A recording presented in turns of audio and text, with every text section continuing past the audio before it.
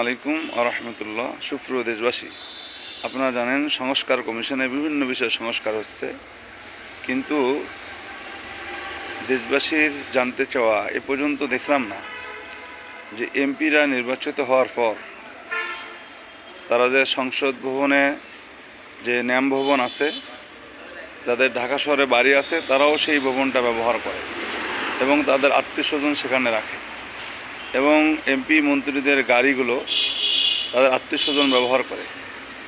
এ ব্যাপারে সঠিক নির্দেশনা থাকা দরকার, যাতে যারা সংসদ সদস্য হবেন, মন্ত্রী হবেন, তারা যে সরকারি বরাদ্দ বাড়ি পাবেন, যদি ঢাকা শহরে তাদের বাড়ি থাকে তাহলে তারা বাড়ি পাবে না। আর যদি না থাকে তাহলে এমপি হোস্টেলে থাকতে হলে সে নিজেকে থাকতে হবে। শুধুমাত্র সে কর্মচারী দিয়ে ভবন দখল করে রাখবে এবং তাই সে সরকারি গাড়ি ব্যবহার না করে আত্মীয় স্বজন ব্যবহার করবে, এটা আসলে ঠিক না।